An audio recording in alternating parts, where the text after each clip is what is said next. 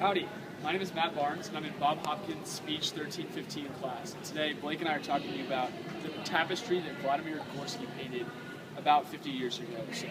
So, who here has heard of Rasputin? Anybody? Do y'all know anything about Rasputin? What do you know about him? He was advisor to the Tsar of Russia. That's right. And they tried to kill him, and it was very difficult. Right, that's exactly right. That's actually a lot more knowledge than the public actually has about Rasputin. Rasputin's a very famous person in our realm, but not a lot of people know anything about it. So, he was born in Russia in kind of a cult tribe kind of out in the country, and so he grew up as a monk, but didn't really identify with what monks typically identified with. And so Rasputin became more of like a psychic healer or like faith man instead of a monk. He called himself a Christian, but didn't really identify with many Christian themes or patterns. And so he was actually a member of 10 different cults in the matter of his 50-year-old life or whatever it was. And he was a leader of 4 of these cults. So it's kind of crazy.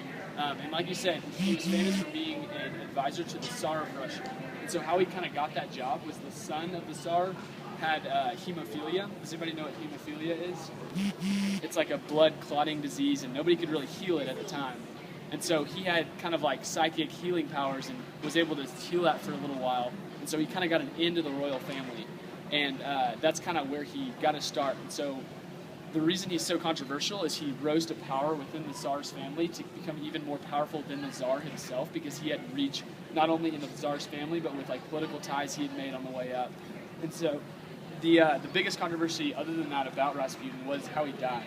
And so at some point in time he became too powerful, and Rasputin was stabbed in the stomach by someone he was very close with, and he was bleeding for a long time, but they ended up healing that.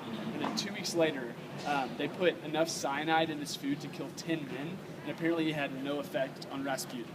And so after that, they decided that wasn't going to kill him, so they shot him 4 times.